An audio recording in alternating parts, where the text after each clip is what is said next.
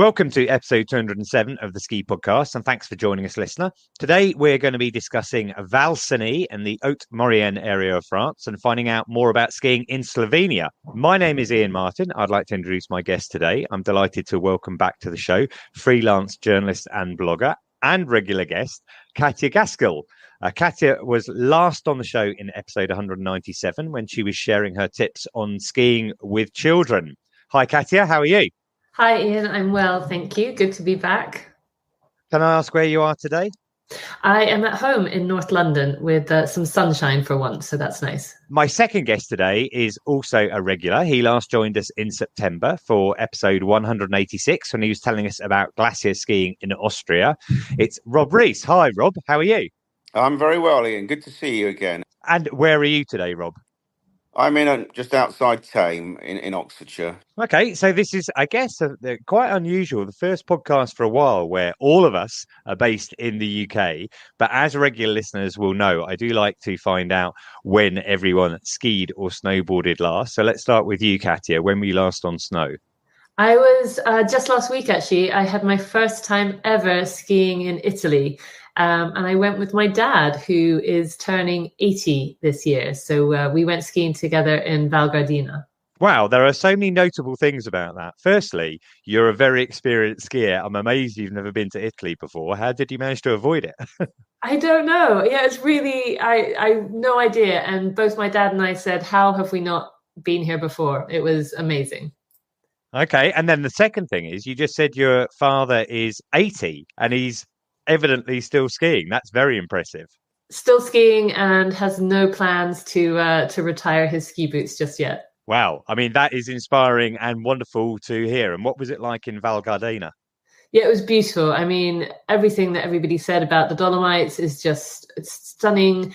Definitely spring skiing, so softer snow. And by the end of the day, it was pretty slushy, but beautiful. Amazing food, great scenery, time with my dad. Yeah, it was perfect. It sounds like a brilliant trip. And although I have skied in Italy on a number of occasions in lots of different resorts, I still have never been to the Dolomites. So I've really got to redress that as soon as I can. What about you, Rob? When were you last on snow? About 2.5 weeks ago, I was in Slovenia in a resort called Orelle, which nobody will have ever heard of. Sort of purpose-built resort just near Maribor. We are going to be finding out all about Slovenia a little bit later on in the podcast. Just tell me briefly, what was the snow like while you were there? The snow was okay. I think, obviously, a lot of the southern side of the Alps has struggled this season. It was okay, but a lot of these hills are on grass, so obviously the snow sticks very early and they can build up a good base and artificial snow for most of the season. So, well, I was last on snow probably about 2 weeks ago now in Verbier, and I've already covered that in episode 206 of the podcast. But next week, or later this week on Friday, we are going to be driving to the Alps for our family holiday, and we're going to be going to Les Deux Alpes. And I'm delighted to see that there's been fresh snow out in the Alps. Makes me very excited about it. I do have some snow reports that have been sent in by some of our regular contributors. So let's have a listen to those. Iain, buonasera from the Italian Dolomites. My name's Tim Hudson from Inspired Italy. Well, what a mixed bag I have to report to you, because up until, I'm going to say, 10 days ago, was really getting very, very warm and very slushy in the bottom of the valley. But amazingly, last weekend we had a very significant downfall of snow right across the Dolomites. Temperatures plummeted, in actual fact, and have been pretty much freezing overnight and quite warm during the day, and more snow in the forecast. So the skiing is remarkably good, in actual fact. I've spoken to a couple of colleagues and friends, one in Cortina, another one just down the valley as well, just to make sure that this is consistent right across the Dolomites, and that's what they're reporting.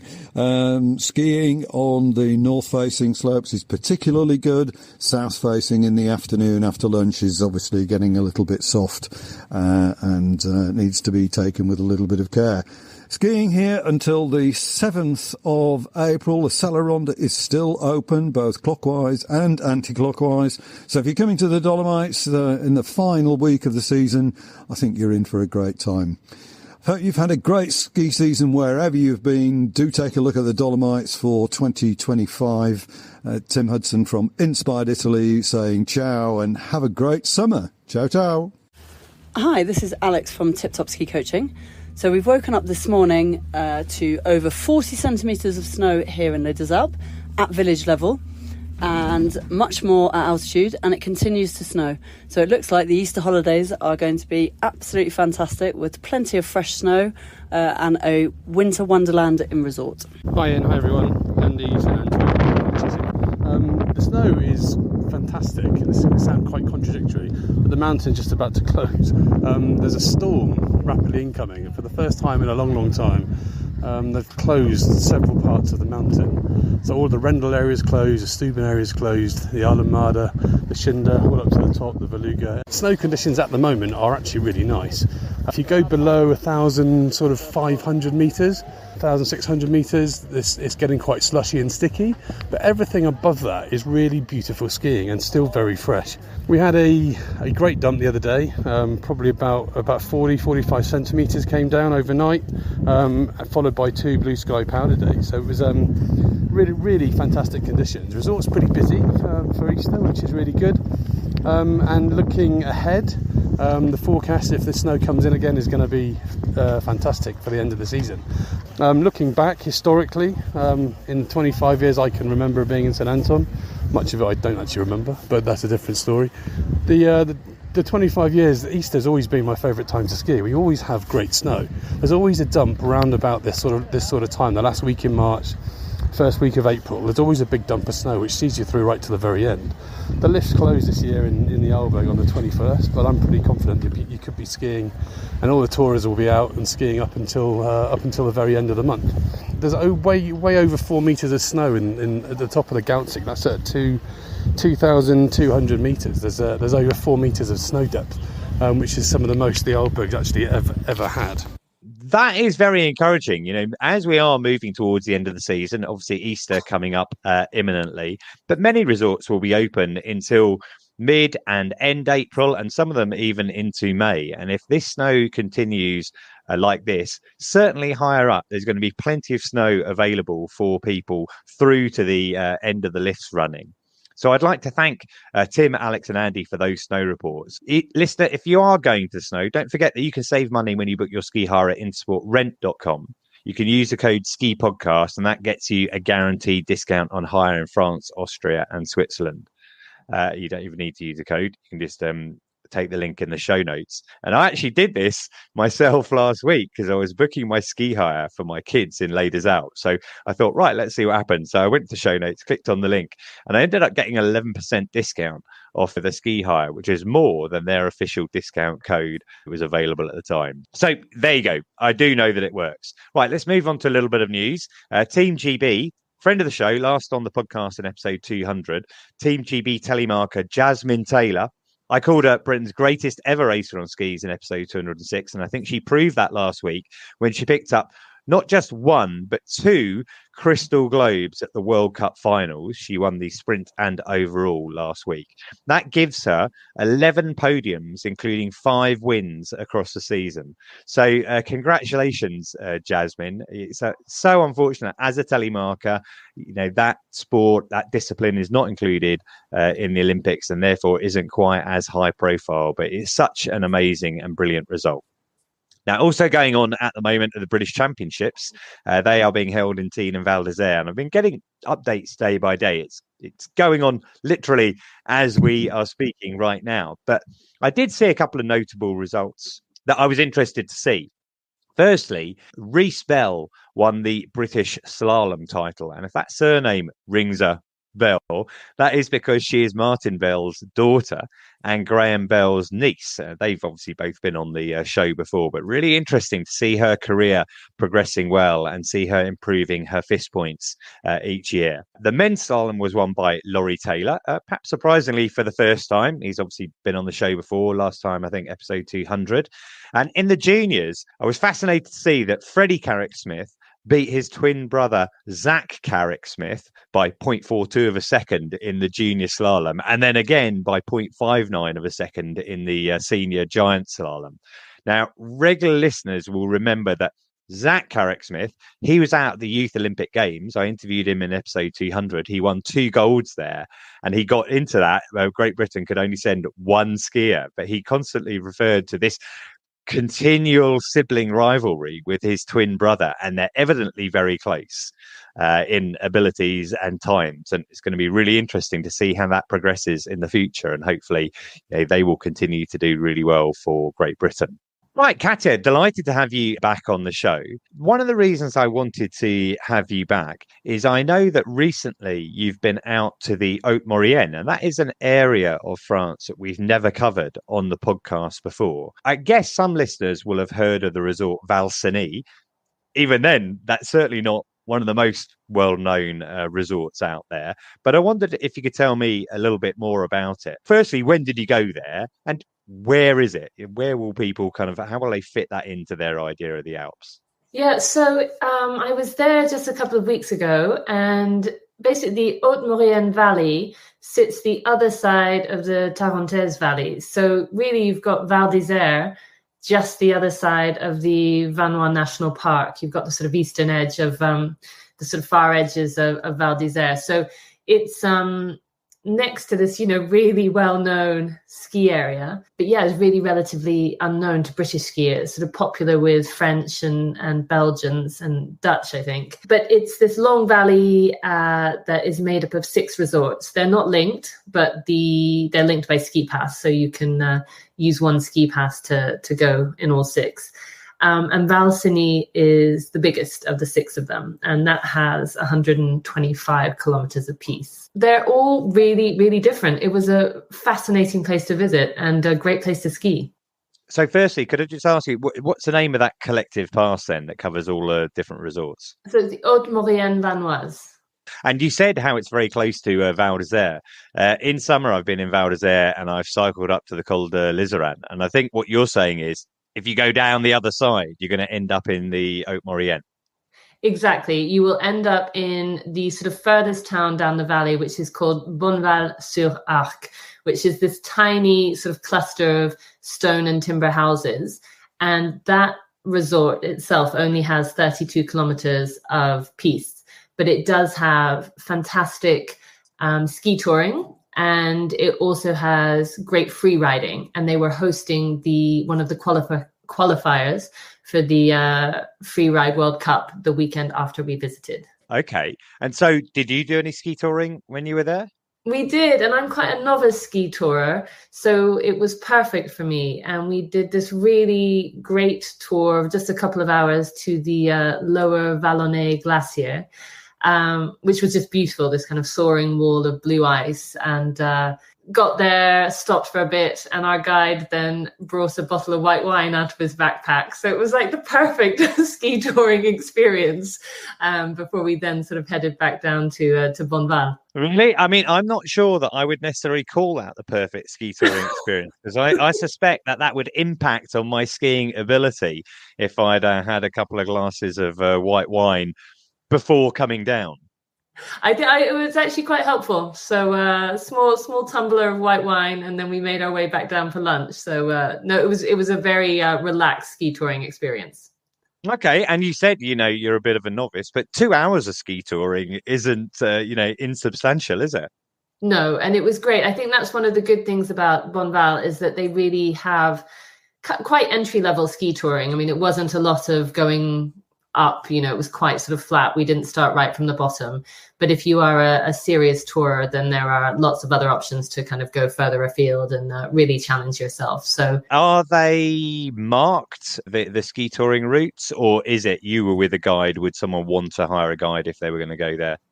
I would definitely go with a guide. I mean, I'd always say go with a guide if you, particularly sort of later in the season, you're not quite sure of the area and the snow. I think it's definitely worth going with someone who knows the area well. We bumped into some locals who are out touring by themselves, but they obviously know the area well. So you said that that's Bonneval-sur-Arc at the end of the valley, and you were staying in the main resort of Val Cenis, were you?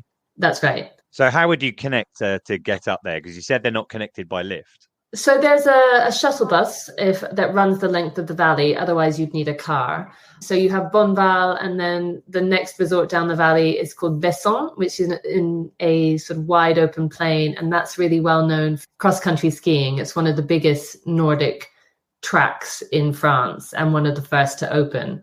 And they have about over 130 kilometers of trails and a biathlon stadium. So we got to do some shooting as well, which was weirdly satisfying. I love biathlon. I've done the shooting. I haven't done the cross-country skiing, then suddenly trying to stop and doing the shooting. But tell me, so when I tried that in Chamonix, which is a couple of years ago with my kids, it was all digital, let's say. There's no bullets or anything like this involved. And we had little LED readout to our right, so you could see exactly where your shots were going on the target. Was it something like that? No, this was actual with shots. Like, this was proper right on 50-meter distance targets and a proper biathlon rifle. So it was it was quite something. I've done it before with the LED readers, but this was a whole nother level, and great fun, actually. We tried it where you sort of ski along and then have to lie down and shoot, which was very ungraceful. And then we sort of skied along and did the standing shooting. But yeah, it was a lot of fun. We had a very patient young instructor who looked after us well. With that type of rifle, then, did it have a kick to it at all? Not so much, no. I don't know what kind of rifles they use. I should really have asked. That's okay. And so the other thing I remember is, evidently it's easier to aim when you're prone, when you're lying down, than when you're standing up. Because the skill that those biathletes have is being able to reduce their heart rate and get it down as low as possible, so that when the blood pumps around your body, it doesn't just move your hand slightly every second. They can keep it down so low even after they've just been going all out on skis, so that their accuracy can be as good as possible. Absolutely. Although I managed to get 3 out of 5 targets standing, so I was pretty proud of that. I mean, I think it helped that I wasn't very fast on my cross-country skis, so didn't really have to reduce my heart rate very much. It was really good fun. I'm really tempted to do it more. Yeah. And was it competitive? You had other journalists on this press trip. Were you, seeing who could get the best score? I mean, we all pretended not to be competitive, but there was definitely a bit of a competitive element to it. Excellent. Well, that sounds brilliant. So that's in Bessans, which is a town kind of in between where you could do biathlon and cross country. And then Val Cenis is a bit further on. Exactly. Yeah. And Val Cenis is the largest of the resorts, and really, the biggest place for sort of downhill skiing. It's great. It's a really impressive ski area. I mean, it also helped that we arrived and they'd had sort of 2 meters of snowfall just a few days earlier. So we were skiing in powder that I have not skied on in years. I mean, sort of shin height powder. It was incredible. So in terms of size, Val Cenis, what kind of, you mentioned before Bonneval had, I think, 32 kilometers apiece. What's it in Val Cenis?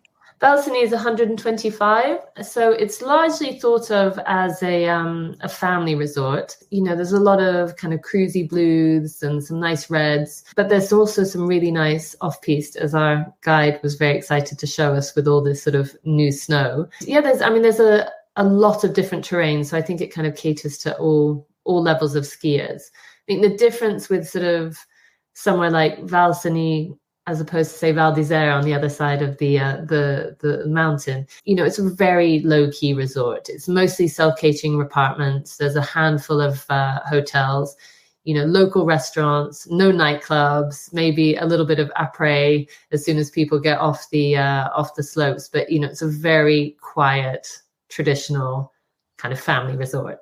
I thought every ski resort was obliged to have at least one nightclub, which is normally called the Avalanche or the Carve. So people had somewhere to go if they wanted to until 4 in the morning. Yeah, no nightclub. No, it's really surprising. It's very, very quiet. And tell me how you travelled there. So we flew into Lyon, and from Lyon it's about 2.5 hours. The closest airport is Chambéry. There's also the train at Modane, which would be the easiest way to travel, but a landslide had caused issues on the track. Otherwise, you can get, I think it's direct from Paris to Modane, or maybe just one change, but train is super easy to get there. And then Modane is at the end of the valley. Yeah, I mean, I said before that we'd not featured the Haute Maurienne, but I kind of had forgotten that I went to Orelle a couple of winters ago, I guess it was. And Orelle is connected into Val Thorens and the Three Valleys area. And you would access it by getting off the train in Modane, which is what I did. And there is a very fast direct train from Paris to Modane. However, you referred to that landslide that happened last summer. And it was pretty significant, and it still is significant. And it means that train line, that is normally a route that goes between Paris and Milan into Turin, Milan into Italy, is still not running. They have, I don't know what the French translation for bus replacement service is, but sadly they have a bus replacement service. You can still kind of take that route, but you've got to get off in a bit earlier than Modane, take a train, take a bus over the pass and down onto the other side, which severely diminishes the benefit of traveling by train. But, that will be resolved this summer, as far as I can see. So, it will be possible, therefore, for listeners who are interested to going to Val Cenis and the Haute Maurienne to travel there by train. That's really interesting. I like the idea of a destination where if you wanted to, you could cover a lot of different options, as you said. So you've got navettes or shuttles that run between those different resorts on a decent timetable? Yeah, I think during the day they run regularly, sort of up and down the valley. I think it would probably still be handy to have your own car, probably. But, if you just wanted to do one day in Bonneval, one day in Bessans, then it would be very easy to do by public transport. Well, I know there's a lot of listeners who are always looking for different type of places to ski. And I think that's one of the points of the podcast, to try and cover different areas. So that's brilliant, Katja. Thanks very much for that.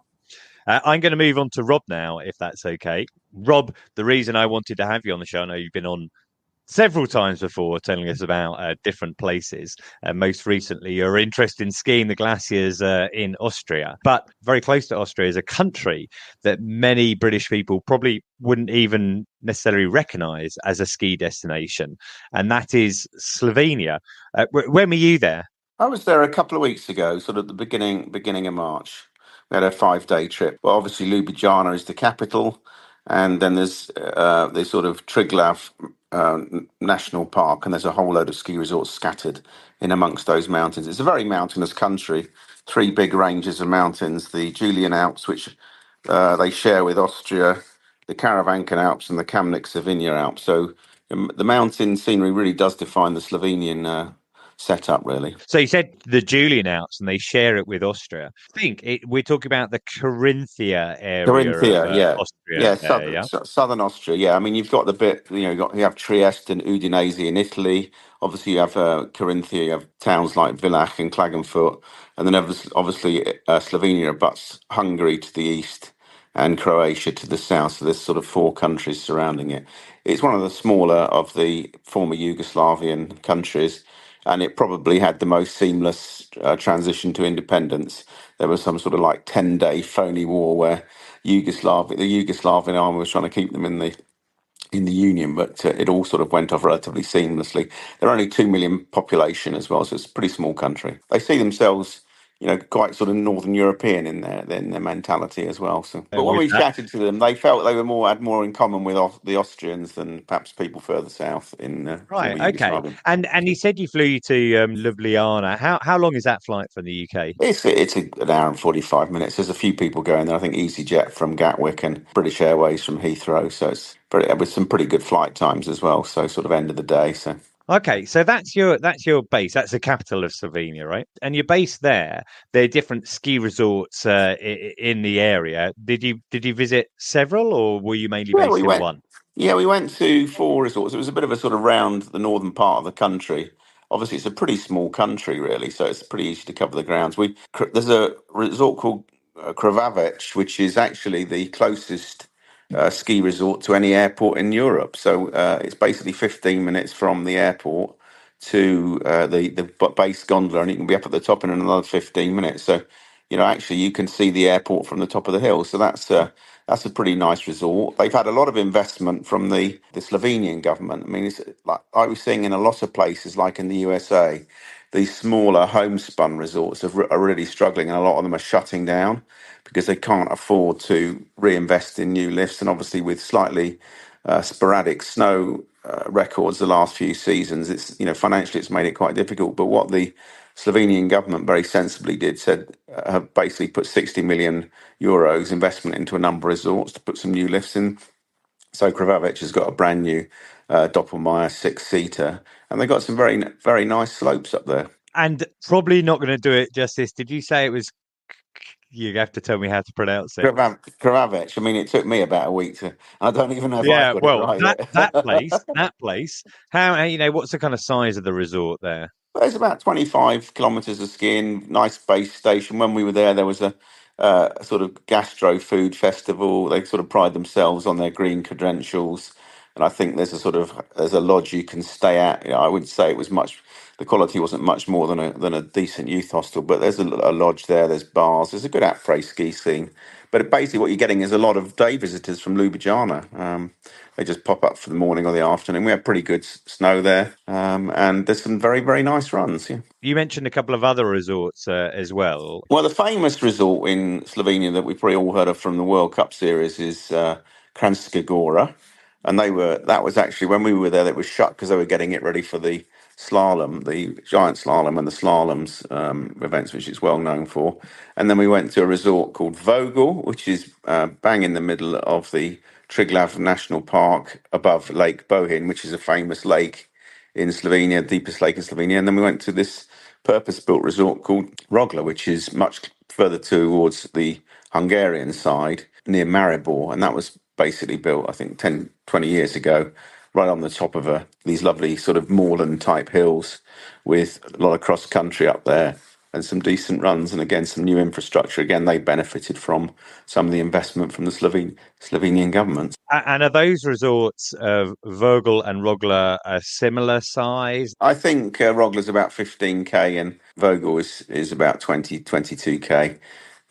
So you're not going to be going there for your week ski holiday then? No, it's absolutely not that sort of place. I mean, interestingly, I skied a lot in Carinthia. I'd always looked over to the Julian Alps and thought, and I'd flown into Lublijana before when I'd been going to Bad-Kleinkirchheim in Carinthia. I thought, wouldn't it be nice? Because you see all the ski runs from the airport. There's two ways of doing this, really. If you were on a long weekend break in Lublijana, you could pop up for a day skiing or half a day skiing.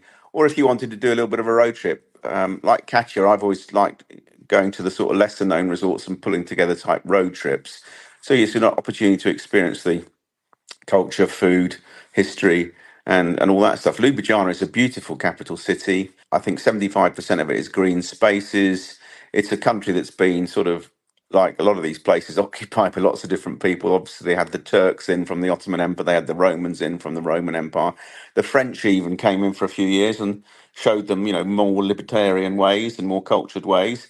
And obviously, they had the Germans in the war. So it's got a lot of different influences. And obviously, it was a socialist republic under General Tito. So there's a lot of those sort of more brutal type buildings and brutal type monuments. So that's a very beautiful city. Lots of art galleries, lots of museums, lots of riverside cafes. So it's, would make a nice, if you got the really good conditions, to pop up there for a day or pull together a little bit of a mini road trip. You're not going to be skiing your socks off, but like all these things, it's nice to get insights into other places. For sure. I do like the combination, let's say, of a city break and some skiing as well. Actually, before we came on air, when we were chatting in the green room, we were talking about the cost of skiing at February half term with your family. The regular listeners will recall that last year I went to Roccaraso in Italy, in Abruzzo, and that effectively was combined with a trip to Naples, which we had some friends living there. We saw them, but it was really interesting to see,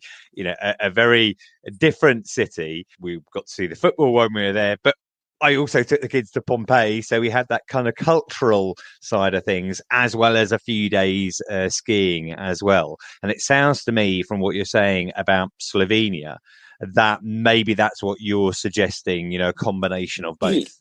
Yeah, I mean, I think it'd be great if you wanted to, never been up on skis, to go and have a sort of trial day. It'd be great if you had kids and you just wanted a couple of days just to see what it's like. Or if you, like me, wanted to just see different parts of the country. I mean, there's a lot, we saw quite a lot of other things as well. Obviously, we went to see the Elan Ski Museum. I mean, Elan is not necessarily a big ski brand in Europe. We tend to get dominated by the French and Austrian brands, but in America, it's a massive brand. They've got a very solid reputation, and obviously, as a country, Slovenia punches well above its weight in terms of sport. You've got things like, the two cyclists, Roglic and Pogacar. You've got Tina Marza, who's one of the best ever female skiers, and they've got a lot of famous ski jumpers.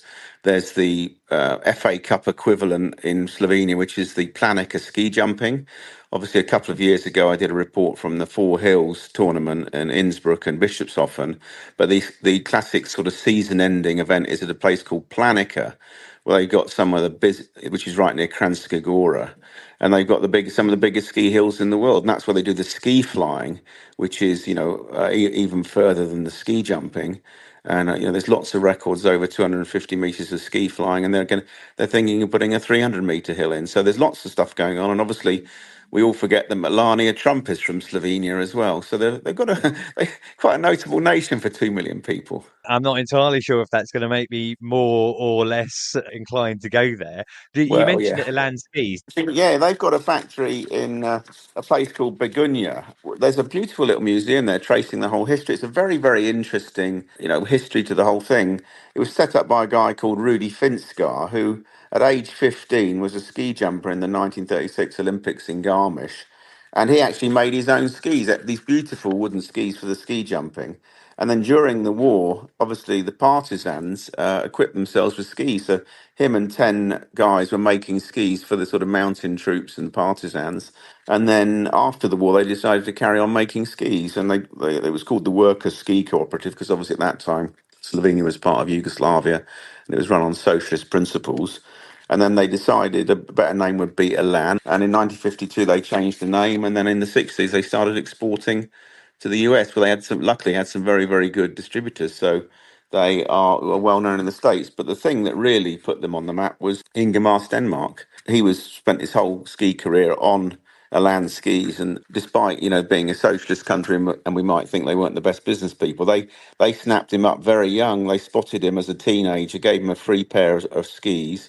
And, he was on Elan the whole time, and he was, as invincible as Franz Klammer was in the downhill in those times. I always remember watching Ski Sunday, and it was Klammer in the downhill and Stenmark in the slalom. And in those days, they used to wear jumpers, didn't they, with those padded elbows. And he had the most, unusual ski technique. And if you go to the museum, there's some lovely exhibits.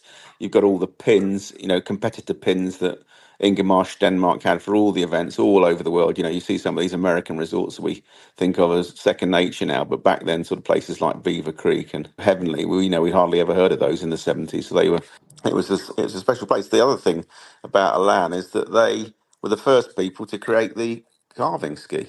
It was remarkable. In 1991, they launched the first, they called it parabolic wide cut extreme cut ski. It was a GS ski. They launched that, and obviously at the time, this was around the time of independence, 1991. So there was a few, financial problems, issues, who was in charge, the state or the company, and they didn't really exploit that innovation. They weren't really able to patent just the shape. So everybody else ploughed into the industry, and the rest is history, really. Yeah, I mean, that's so interesting to hear that parabolic skis. That was a word. I mean, no one uses that anymore. People just say carving skis, don't they? But that was a thing. I remember, when I was doing seasons in the mid-90s and, guests saying, oh, well, has a high shop got parabolics? Yeah, it's a strange one, but, it's hard to think they have been around for 25 years now. Oh, and just to confirm then, that Elan Museum is somewhere near Kranjska Gora. Between Kranjska Gora, I suppose, and Lublijana. Nowhere's that far apart. Nowhere's more than a sort of hour and a half, 2 hours away. A place called Begunya, where the factory is. They opened a factory there in the 70s. Can I ask you another question as well? You mentioned it's the Julian Alps. Am I right in saying that there's a pass that covers all of those Slovenian resorts, but also resorts from some of the other countries? So I think there's the Julian Alps pass, which I think gives you a few resorts in Italy, Austria, and Slovenia. There's a pass that covers the whole of Slovenia as well, if you want to do those smaller resorts. And there's obviously across the border, there is the Corinthian East Tyrol pass. If it was me going for a week, I'd probably spend half the time over in Carinthia and half the time in Slovenia, because there's some brilliant skiing in Carinthia, which I know pretty well. There's Brankheim, Kleerheim, there's Catchberg, there's Hermagor. There's some very good skiing that would easily set you for a week. Last year I did a sort of a week's road trip around there, and there's some excellent skiing. Yeah, I was just wondering how much does it cost to sort of have a day skiing in Slovenia? I think the lift pass is about sort of 35 to 40, really. I think you only probably need a half day's pass on a lot of these places. Any good skier can ski them out in 3 or 4 hours. So. And what about prices like in resort and in town? I'm imagining it costs less than, traditional European ski countries. It's about a third cheaper, I would say. The food is excellent. There's a very big gastro food scene in Slovenia. They've got, a 3-star Michelin restaurant, but generally the quality of the food was good. It's more Austrian than, say, Italian. So it's those sorts of meat, dumplings, and breakfasts are very Austrian, with that whole selection of meats and breads and stuff like that. Much more of a Austrian breakfast than, say, an Italian breakfast, which tends to focus on just the sweet things and coffee. Well, that's brilliant, Rob. Thank you very much for that. We're going to move towards the close now. I enjoy all feedback about the show. I like to know what you think, especially about our features. So please contact me on social at Ski Podcast or by email theskipodcast@gmail.com. We have a bit of feedback from different listeners. Andrew Brannan said, I enjoyed today's interview with Frank Baldwin. That was episode 205. I'm sure you could get him back on. It sounds like he's got 100 more stories in him. I don't know if Katja and Rob know Frank Baldwin, but if they have met him, they would know that he does have literally hundreds of stories. I've written for Frank many times, and it's sometimes quite hard to get Frank off the phone, but he's very, very interesting. He's got brilliant stories, not just about skiing, about things like the World Cup getting stolen in 1966, and his father, who was a very successful lawyer representing all sorts of different people. He is just he's got a story about everything, basically, Frank. Yeah, we didn't even cover that one. That's a completely separate issue. But yeah, Frank has a lot of stories and just knows the industry so well. Also had a message from James. Love the podcast. I was keenly interested in your interview with Mike Gore from Vale Resorts. That was episode 204. I also found the 2 recent episodes discussing resorts in Norway fascinating. Keep up the good work. I'd also like to make a quick mention for Erica Tsai, who's an MBA student at Columbia University in New York. She recently contacted me to find out a little bit more about Vale Resorts' potential European expansion. And that all relates to episode 204. So, listener, if you'd like to know more about Vale Resorts and the Epic Pass, I recommend you listen to that episode. Plus, we had a big feedback discussion in episode 206 on the pros and cons of Vale Resorts and how things are changing and whether that will affect Europe. Right, we're going to move to the close now. If you like the podcast, I'm just going to ask you to do one thing this week. If you're listening and you're not already a subscriber, then it is very simple to subscribe. And if you do, within your app, whether it's Apple Podcasts, Spotify, or anything else, it means your app will automatically download the latest episode of the Ski Podcast for you, and you can listen to it when it suits you.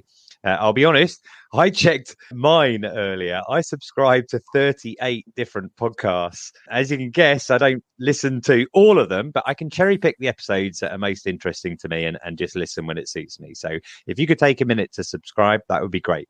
Now, there are now 212 episodes of the Ski Podcast to catch up with. 135 were listened to in the last week. There is so much to listen to in our back catalogue. Just go to theskipodcast.com, search around the tags and categories, and you're bound to find something of interest to you. I was interested to see that maybe for the first time, more than half of our listeners in the last week were from outside the UK. And that included listeners in Guatemala, Korea, Tanzania, and Benin. So I'd like to thank you for listening today, wherever you are in the world. Now, you can follow me at Skipedia and the podcast at the Ski Podcast. But for now, I'd like to thank Intersport for supporting the show and thank my guest today, Katja. Thank you very much. Thank you for having me on again. And Rob, thank you. Absolute pleasure as always. And finally, listener, thank you for joining us. And until next time, goodbye.